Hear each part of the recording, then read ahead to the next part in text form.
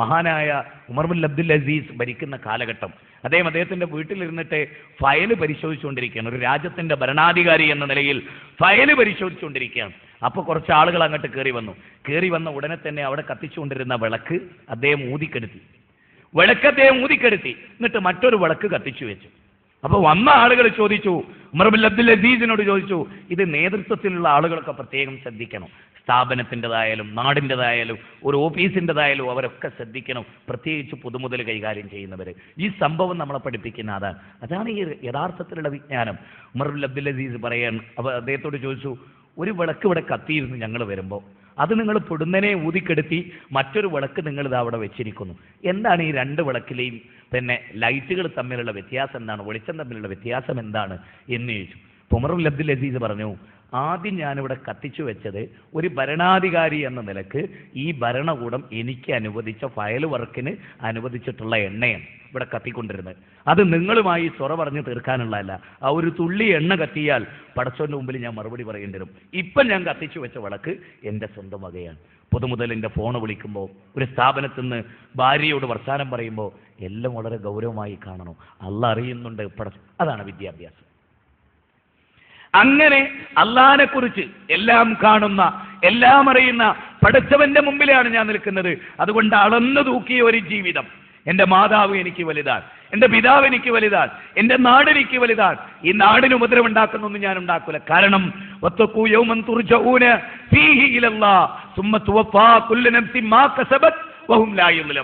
അതെ, അള്ളാഹുവിലേക്ക് മടങ്ങിപ്പോകുന്ന ഒരു ദിവസമുണ്ട്. ഇസ്ലാമിക വിദ്യാഭ്യാസം മനുഷ്യന് നൽകുന്ന ഇതാണ്. അതുകൊണ്ട് തന്നെ എന്തുണ്ടാവും? അളവിലും തൂക്കത്തിലും കൃത്രിമം കാണിക്കൊരു ബോധം ഉണ്ടാവും. യൗമ യഖൂമുന്നാസു ലിറബ്ബിൽ ആലമീൻ, യൗമ യഖൂമുന്നാസു ലിറബ്ബിൽ ആലമീൻ. ലോകൈക നാഥന്റെ മുമ്പിൽ ഞാൻ ചെന്ന് നിൽക്കേണ്ടി വരും. അതുകൊണ്ട് വൈലുൽ ലിൽ മുത്തഫിഫീൻ അല്ലദീന ഇദത്താലു അലന്നാസി യസൗഫൂൻ. ബിസിനസ് രംഗത്ത് മക്കളെ പഠിപ്പിക്കുമ്പോൾ ഓർക്കണം, അളവിലും തൂക്കത്തിലും അതുപോലെ തന്നെ വസ്തുക്കൾ കൊടുക്കുന്നതിലും വാങ്ങുന്നതിലും വഞ്ചന കാണിച്ചാൽ പടച്ചവന്റെ മുമ്പിൽ പോയി നിൽക്കേണ്ടി വരും. ആ ഒരു ബോധമുള്ള കച്ചവടക്കാരൻ, ആ ഒരു ബോധമുള്ള ബിസിനസ്സുകാരൻ ഒരിക്കലും ഭൗതിക വിദ്യാഭ്യാസം എത്ര കൂടിക്കോട്ടെ, മതവിദ്യാഭ്യാസം എത്ര കൂടുന്നുവോ, ഭൗതിക വിദ്യാഭ്യാസം എത്ര കുറഞ്ഞു പോകുന്നുവോ, മതവിദ്യാഭ്യാസം എത്ര കൂടുന്നുവോ അത്ര കണ്ട് നല്ലതാണ്. മതവിദ്യാഭ്യാസമുള്ള ഒരാൾക്ക് നിങ്ങൾ നോക്കി, ഏത് എഞ്ചിനീയറിംഗ് കോളേജിലാണ് മുഹമ്മദ് നബി പഠിച്ചത്? ഏത് ശാസ്ത്ര കോളേജിലാണ് മുഹമ്മദ് നബി പഠിച്ചത്? ആ മുഹമ്മദ് നബി ചരിത്രത്തിന്റെ ഭാഗമായിരുന്നു. The most complete historical personality. ചരിത്രത്തിൽ ജീവിച്ച ഒരു ആചാരനായിരുന്നു നബി സല്ലല്ലാഹു അലൈഹി വസല്ലം. നബി സല്ലല്ലാഹു അലൈഹി വസല്ലമയുടെ കൂടെ ജീവിച്ച സഹാബികളോ അവരുടെ ജീവിതമോ നിങ്ങൾ പരിശോധിച്ചു നോക്കൂ. ഒരൊറ്റ ഉദാഹരണം പറയാം. അബൂബക്കർ സിദ്ദീഖ് റളിയല്ലാഹു അൻഹുവിനെ ആരോ ഒരാൾ കുറച്ച് ഭക്ഷണം സമ്മാനിച്ചു. എല്ലാ സന്ദർഭത്തിലും ഭക്ഷണത്തിന്റെ സ്രോതസ് അന്വേഷിക്കാറുണ്ട് അദ്ദേഹം. ഇത്തവണ അത് അന്വേഷിക്കാൻ വിട്ടു. അദ്ദേഹം ഭക്ഷണം കഴിച്ചു. ഭക്ഷണം കഴിച്ച ഉടനെ അദ്ദേഹം ഇത് കൊണ്ടുവന്ന വ്യക്തിയോട് ചോദിച്ചു, സത്യത്തിൽ ഈ ഭക്ഷണം എവിടുന്നാ? ഇത് ഹലാലാണോ ഹറാമാണോ ചോദിക്കാൻ മറന്നുപോയി, കഴിച്ചും പോയി. ആകെ ബേജാറ്, ഭയങ്കരമായ ബേജാറ്, ഭയങ്കരമായ പ്രയാസം. അങ്ങനെ അദ്ദേഹം ചോദിച്ചു, ഇത് എവിടുന്നാ?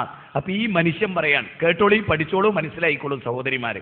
ഈ മനുഷ്യൻ പറയാൻ, ഞാൻ മുമ്പൊരു ജ്യോത്സ്യനായിരുന്നു. സഹാബിയാകുന്നതിന് മുമ്പ് ഞാനൊരു ജ്യോത്സ്യനായിരുന്നു.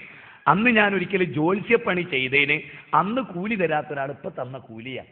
അന്ന് ജ്യോത്സ്യപ്പണി ചെയ്തതിന് കൂലി തരാതെ മാറ്റിവെച്ച കൂലി ഇപ്പൊ കിട്ടിയ അതിനുള്ള ഭക്ഷണമാണ്. എന്ത് ചെയ്തു എന്നറിയോ അബൂബക്കർ സിദ്ദീഖ് റളിയല്ലാഹു അൻഹു? വായിലേക്ക്, അണ്ണാക്കിലേക്ക് കൈ പ്രവേശിപ്പിച്ച് കുടലിലുള്ള മുഴുവൻ ഭക്ഷണവും അദ്ദേഹം ഛർദ്ദിച്ചു കളഞ്ഞു. സഅദ് ബിൻ അബീ വഖാസ് റളിയല്ലാഹു പറ്റി പറയുന്ന ചരിത്രത്തിൽ ജീവിതത്തിൽ ഒരിക്കലും ഒരു ഭക്ഷണം കിട്ടിയ ഇതെവിടുന്ന് അന്വേഷിക്കാതെ ഒരു ഭക്ഷണവും അദ്ദേഹം കഴിച്ചിരുന്നില്ല. അപ്പം നമ്മളൊക്കെ സാധാരണ ഇപ്പോൾ ഒരു ഫ്രൂട്ട്സ് കടയിൽ ചെന്നാൽ ഒരു മുന്തിരി എടുത്തിട്ട് കാണാൻ ഇങ്ങനെ തുടച്ച് ഒറ്റ തീറ്റി. ഇത് ഹലാലാണോ? ടേസ്റ്റ് നോക്കാൻ എന്നാ പറയാ. അതുകൊണ്ട് സമ്മതം കിട്ടിയോ? അയാൾ എടുത്തിട്ടാ ഈ മുന്തിരി തിന്ന് നോക്കുന്നത് നല്ല ടേസ്റ്റാന്ന് പറഞ്ഞാൽ നമുക്ക് തിന്നാം. മറിച്ച് നമ്മൾ തന്നെ അവിടെ നിന്ന് എടുത്തിട്ട് ഒരു പഴം എടുത്തിട്ട് മധുരം ഉണ്ടോ നോക്കട്ടെ, എല്ലാവരും വന്ന് ഓരോ പഴം എടുത്ത് മധുരം നോക്കിയാലോ? അപ്പോ നമ്മളൊരു ചെറിയ മുന്തിരിയാണ് ഒരു കടയിൽ നിന്ന് എടുക്കുന്നതെങ്കിൽ പോലും അത് ഹലാലാണോ?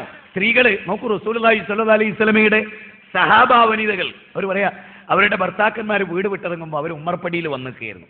അങ്ങനെ വീടിന്റെ ഉമ്മറപ്പടി, വലിയ വീടാണെന്നൊന്നും കരുതണ്ട, അന്നുള്ള ചെറ്റക്കുടിലിന്റെ ഉമ്മറപ്പടി. അവിടെ വന്നിട്ട് അവർ ഭർത്താക്കന്മാരോട് പറയുമെന്നാണ്, ഇയ്യാക വകസബൽ ഹറാം, നിങ്ങൾ ഹറാമ് ശ്രദ്ധിക്കണേ. നിങ്ങൾക്ക് വൈകുന്നേരങ്ങൾ കൊണ്ടിരുന്ന ഭക്ഷണം ഹറാമാകരുതേ, ഹലാലാകണേ. ഞങ്ങൾ പട്ടിണി എത്രയും കിടന്നോളാം. ഇന്ന് ഏതെങ്കിലും ഒരു മുജാഹിദ് സ്ത്രീ ഭർത്താവ് വീട് വിട്ടിറങ്ങുമ്പോൾ നിങ്ങൾ കൊണ്ടുവരുന്ന ഭക്ഷണം ഹലാലാകണേ എന്ന് ചിന്തിച്ചിട്ടുണ്ടോ?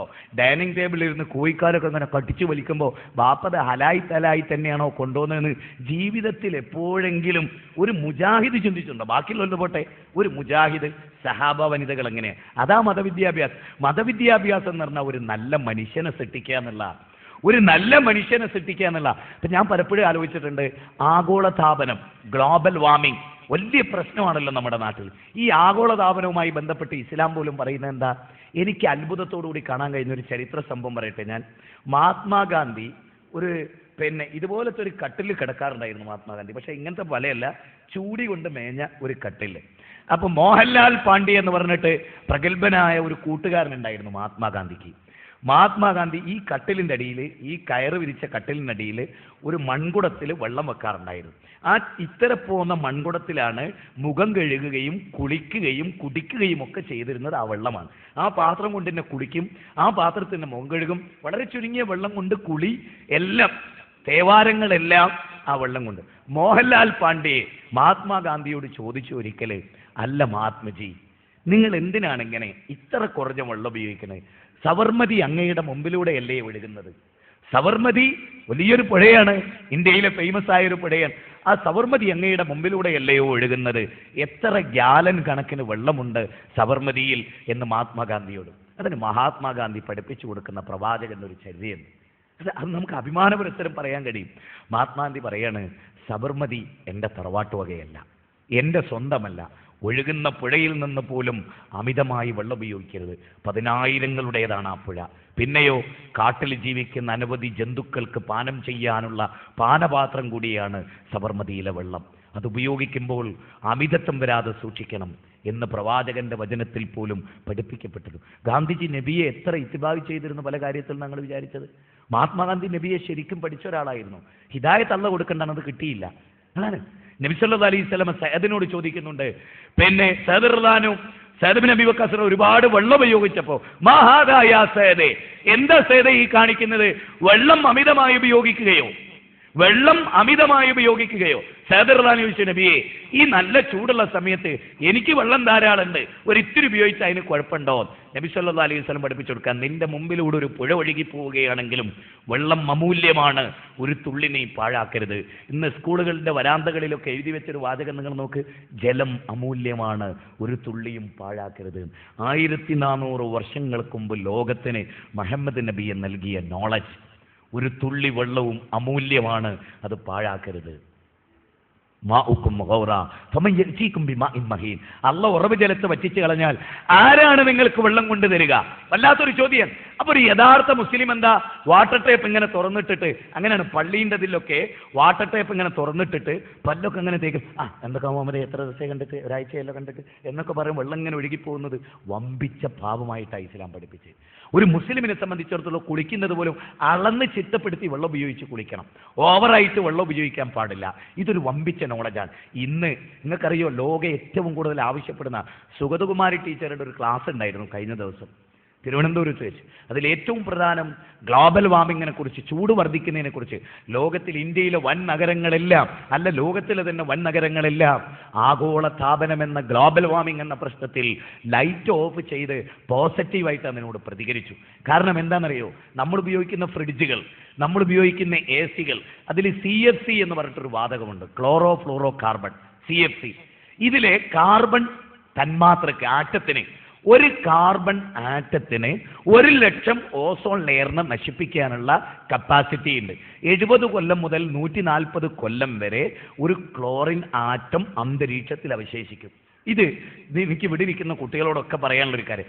ഒരു ക്ലോറിൻ തന്മാത്ര അവശേഷിക്കും. ഇത് 1,00,000 ഓസോൺ ലെയറിനെ 2000 മുതൽ 3000 വരെ ആംസ്ട്രോങ് തരംഗദൈർഘ്യമുള്ള അൾട്രാ വയലറ്റ് രശ്മികളും കോസ്മിക് രശ്മികളും മനുഷ്യ ശരീരത്തിൽ പതിക്കാതിരിക്കാൻ അള്ളാഹു സുരക്ഷിതമായി വെച്ച മേൽക്കൂര അതിന് ദ്വാരം വീണുകൊണ്ടിരിക്കുന്നു. അത്ഭുതം എന്താണെന്നറിയോ? ജപ്പാനിൽ ഒരു ഉച്ചകോടി കൂടി. ജപ്പാനിലെ വൻനഗരത്തിൽ ഒരു ഉച്ചകൂടി. ലോകരാഷ്ട്രത്തിന്റെ പ്രതിനിധികൾ എന്തിനെതിരെ? ആഗോള താപനത്തിനെതിരെ. എന്നിട്ട് അവരവിടെ പ്രസംഗിക്കാനുണ്ട്, AC ഉപയോഗിക്കാതിരിക്കണം, ഫ്രിഡ്ജ് ഉപയോഗിക്കാതിരിക്കണം. ഏറ്റവും രസമുള്ള സംഗതി എന്താ അറിയോ? ഒരു കൂടിയ മീറ്റിംഗ് AC ഉള്ള റൂമിലായിരുന്നു. ഒരു കൂടി തന്നെ AC റൂമിലാണ്. സത്യത്തിൽ ഈ അടുത്ത കാലത്ത് ചൂട് കൂടിയപ്പോൾ 42 ഡിഗ്രിയൊക്കെ ആയപ്പോൾ കുറേ ആളുകൾ പറഞ്ഞു ഇനി എല്ലാ വീട്ടിലും AC വെക്കലാന്നല്ലേ. എന്നാൽ 88 ആവും. എല്ലാ വീട്ടിലും ഇപ്പോഴുള്ള AC എടുത്ത് ഒഴിവാക്കിയാൽ ചൂട് താനേ കുറയും. ആദ്യത്തെ 2-3 ആഴ്ചകൾ ചൂടുണ്ടാവും. AC പൂർണ്ണമായിട്ട് ഉപേക്ഷിച്ചാലോ ചൂട് കുറഞ്ഞുകൊണ്ടേയിരിക്കും. ബിൽഡിങ്ങുകളൊക്കെ AC വൽക്കരിക്കുന്നത് ഉപേക്ഷിച്ചാലോ ചൂട് കുറഞ്ഞുകൊണ്ടേയിരിക്കും. മഞ്ഞുമലകൾ ഉരുകുകയാണ്. മഞ്ഞുമലകൾ ഉരുകി ജലനിരപ്പ് വർദ്ധിക്കുന്ന നമ്മളെന്താ വിചാരിക്കുക? സാധാരണ ചൂട് കൂടിയ കടലിലെ വെള്ളം കുറയും. അല്ല, ചൂട് കൂടുന്നതിനനുസരിച്ച് കടലിലെ വെള്ളം കൂടും. എങ്ങനെ? വലിയ മഞ്ഞുമലകൾ ചൂട് കൊണ്ട് ഉരുകി അതിശക്തമായ ജലപ്രവാഹമാണ് ഉണ്ടാകുക. വലിയ നഗരങ്ങളൊക്കെ മുങ്ങിപ്പോകുന്നതാണ് ഏറ്റവും ലേറ്റസ്റ്റ് പഠനം. വലിയ നഗരങ്ങൾ വരെ, ഒരു നഗരം ഇങ്ങനെ ഉണ്ടായിരുന്നു എന്ന് പറയാൻ പറ്റാത്ത വിധം വെള്ളത്തിലേക്ക് മുങ്ങിപ്പോകുന്നു. ലഹറൽ ഫസാദു ഫിൽ ബർരി വൽ ബഹരി ബിമാ കസബത് അയ്ദിന്നാസ്. ഒന്ന് ആലോചിക്കണം. ഇത് പറയുമ്പോൾ ഞാനൊരു കാര്യം കൂടെ നോട്ട് ചെയ്ത് പറയാം. നിങ്ങളൊക്കെ വായിച്ചതാണ്. കരയിലും കടലിലും കുഴപ്പങ്ങൾ പ്രത്യക്ഷപ്പെട്ടു. ബിമാ കസബത് അയ്ദിന്നാസ്, മനുഷ്യന്റെ കരങ്ങൾ പ്രവർത്തിച്ച നിമിത്തം. കോട്ടയത്ത് ഒരു ബസ് മറിഞ്ഞല്ലോ, പുഴയിലേക്ക് ഒരു ബസ് പറഞ്ഞല്ലോ. ആ സമയത്ത് അവിടെ വർക്ക് ചെയ്തിരുന്ന ആളുകളുണ്ടല്ലോ, പോലീസ് ഡിപ്പാർട്ട്മെന്റ്, അതുപോലെ തന്നെ മുങ്ങൽ വിദഗ്ധന്മാർ, ഇങ്ങനെ തുടങ്ങി. അവരെ ഏറ്റവും കൂടുതൽ ബുദ്ധിമുട്ടിച്ചത് എന്താണെന്നറിയോ? ആ കടലിൽ ഉപേക്ഷിച്ച കോഴിയുടെയും ജന്തുക്കളുടെയും കുടലുകളും അത് നിറച്ച പ്ലാസ്റ്റിക് കിറ്റുകളും. അത് കാണുമ്പോൾ വല്ല മനുഷ്യന്റെ അവശേഷമാണോ എന്ന് അവർ ഭീതിപ്പെട്ടു. എന്താ സംഗതി? ഏറ്റവും കൂടുതൽ കോഴിയുടെയും മാട്ടിറച്ചിയുടെയും കുടലുകളൊക്കെ കൊണ്ടുപോയി ഉപേക്ഷിക്കുന്നവരാരാ? മുസ്ലിങ്ങളാണ്. മനുഷ്യന് 3 സുപ്രധാനമായ ബന്ധങ്ങൾ നിർവഹിക്കാനുണ്ട്. ഒന്ന് തന്നോടും തന്റെ സിട്ടാവിനോടും, ഒന്ന് തന്നോടും തന്നെ പോലെയുള്ള മനുഷ്യരോടും, 3 തന്നോടും പ്രകൃതിയോടും. ഒരു യഥാർത്ഥ മതവിദ്യാഭ്യാസമുള്ള ഒരു മുഅ്മിൻ പ്രകൃതിക്ക് ദുരന്തമുണ്ടാക്കുന്ന ഒന്നും അവന്റെ ഭാഗത്തുനിന്നുണ്ടാവില്ല. ഒന്നും, ഏത് കാര്യത്തിലും. അതാണ് ആ വിദ്യാഭ്യാസത്തിന്റെ പ്രത്യേകത. അവൻ തീവ്രവാദിയാവില്ല, ഭീകരവാദിയാവില്ല, സമൂഹത്തിന്റെ നിലനിൽപ്പിന് എതിരായ ഒരു പ്രവൃത്തി അവൻ ചെയ്യില്ല. ഇത് ഗൗരവമായി മനസ്സിലാക്കുക. അതുകൊണ്ടാണ് അല്ലാഹു സുബ്ഹാനഹു വ തആല ഖുർആൻ 35-ാം അധ്യായം 28-ാമത്തെ വചനത്തിൽ എന്ത് പറഞ്ഞത്? വമിനന്നാസി വസ്സവാബി വൽഅൻആമി മുഖ്തലിഫുൻ അൽവാനുഹു കദാലിക ഇന്നമാ യഖ്ഷല്ലാഹ മിൻ ഇബാദിഹിൽ ഉലമാ. ചിന്തിക്കി, എന്താ അവിടെ പഠിപ്പിക്കപ്പെടുന്നത്? വമിനന്നാസി വദ്ദവാബി വൽഅൻആമി മുഖ്തലിഫുൻ അൽവാനുഹു, മനുഷ്യർക്കിടയിലെ നിറവർണ്ണങ്ങൾ, ജന്തുക്കൾക്കിടയിലെ നിറവർണ്ണങ്ങൾ, നാൽക്കാലികൾക്കിടയിലെ നിറവർണ്ണങ്ങൾ, ഇതിനെക്കുറിച്ചൊക്കെ ചിന്തിക്കുന്നവർക്ക് എന്തുണ്ട്? കദാലിക ഇന്നമാ യഖ്ഷല്ലാഹ മിൻ ഇബാദിഹിൽ ഉലമാ, അല്ലാഹുവിനെ ഭയപ്പെടുന്നവർ അറിവുള്ളവരാണ്. പ്രകൃതിയെക്കുറിച്ച് പറഞ്ഞിട്ട്, പർവ്വതങ്ങളെ കുറിച്ച് പറഞ്ഞിട്ട്, ജന്തുലോകത്തിന്റെ വൈജാത്യങ്ങളെ കുറിച്ച് പറഞ്ഞിട്ടാണ് അല്ലാഹു സുബ്ഹാനഹു വ തആല ഇതൊക്കെ പറയുന്നത്. ഇന്ന ഫീ ഖൽഖിസ് സമാവാതി വൽ അർളി വഖ്തിലാഫിൽ ലൈലി വൻ നഹാർ ലആയാതിൻ ലിഉലിൽ അൽബാബ് الذين يذكرون الله قياما وقعودا وعلى جنوبهم ويتفكرون في خلق السماوات والارض ربنا ما خلقت هذا باطلا സുബ്ഹാനക ഫഖിനാ അദാബന്നാർ. ഖുർആനിലെ 3-ാം അധ്യായം 190-191 വചനങ്ങൾ. നിന്നും ഇരുന്നും കിടന്നും അള്ളാഹുവിന്റെ സൃഷ്ടി വൈഭവത്തെക്കുറിച്ച് ഓർക്കുന്നവർ. സത്യത്തിൽ ഈ ആയത്തിറങ്ങിയപ്പോഴാണ് അള്ളാഹുവിന്റെ റസൂല് വീട്ടിലേക്ക് കയറി വരികയാണ്. കേട്ടോളൂ, അള്ളാഹുവിന്റെ റസൂല് വീട്ടിലേക്ക് കയറി വരികയാണ്. മുഖമൊക്കെ ആകെ വിവർണമായിട്ടുണ്ട്. വലിയ ദുഃഖത്തിലാണ് പ്രവാചകൻ. ആയിഷാ ബീവിയുടെ ദിവസമായിരുന്നു അന്ന്. ആയിഷാ ബീവിയുടെ വീട്ടിലേക്ക് പ്രവാചകൻ കയറി വരുമ്പോൾ റൊമാൻറ്റിക് മൂഡിൽ ആയിഷാ ബീവി പറഞ്ഞു, അങ്ങയുടെ മാറിടത്തിലേക്ക് എനിക്കൊന്ന് തലചായ്ച്ച് കിടക്കണം. കാരണം ആയിഷാ ബീവിയുടെ ദിവസമാണെന്ന്, റസൂലുള്ള ഉയം നിശ്ചയിച്ച ദിവസമാണെന്ന്. ആയിഷാ ബീവിയോട് റസൂലുള്ള പറഞ്ഞു, ആയിഷ, ഇന്ന് നിന്നോട് ശൃംഗരിക്കാൻ, നിന്നോട് കൊഞ്ചിക്കൊടയാൻ, നീയുമായി അലിഞ്ഞു ചേരാൻ പറ്റിയൊരു മൂഡിലല്ല ഞാൻ. നീ ഒരു പായ എടുത്തിട്, ഞാൻ നമസ്കരിക്കട്ടെ ആയിഷ. ആയിഷാ ബീവിക്ക് നബിയെ മനസ്സിലായി. ആയിഷാ ബീവി വേഗത്തിൽ പായ എടുത്തിട്ടു. നബി ഒളൂ ചെയ്തു. എന്നിട്ട് നബി സല്ലല്ലാഹു അലൈഹി വസല്ലം നിസ്കരിക്കാൻ തുടങ്ങി, കരയാൻ തുടങ്ങി. കരഞ്ഞ് സുബൈന്റെ തൊട്ട് മുമ്പ് വരെ പ്രവാചകൻ കരഞ്ഞു നിസ്കരിച്ചു. പിന്നീട് ഹറമിന്റെ നേരെ വലത് കൈ ചരിച്ചു വെച്ച് കിബിലക്ക് അഭിമുഖമായി അള്ളാഹുവിന്റെ റസൂല് കടന്നു. നബിയുടെ കൈത്തണ്ടയിലൂടെ കണ്ണുനീര് ചാലിട്ടൊഴുകി. നബി കിടന്ന പ്രതലം മുഴുവനും കണ്ണുനീരിൽ കുതിർത്തു. ബിലാൽ റളിയല്ലാഹു അൻഹു വന്നിട്ട് റസൂലിന്റെ ഷോൾഡറിൽ ഇങ്ങനെ തടവിക്കൊണ്ട് ചോദിച്ചു, എന്തിനാണ് അങ്ങ് ഇങ്ങനെ കരയുന്നത്? എന്തിനാണ് അങ്ങ് ഇത്ര ദുഃഖിക്കുന്നത്? എന്താണ് അങ്ങയെ ദുഃഖിപ്പിച്ച ഘടകം? ബിലാലിനോട് പറഞ്ഞു, ബിലാലെ, ഇന്ന ഫീ ഖൽഖിസ് സമാവാതി വൽ അർളി വഖ്തിലാഫിൽ ലൈലി വൻ നഹാർ എന്ന ആയത്ത് അല്ലാഹു അവതരിപ്പിച്ചിരിക്കുന്നു. രാപ്പകലുകളുടെ വ്യതിയാനങ്ങളിലും സൂര്യചന്ദ്രന്മാരുടെ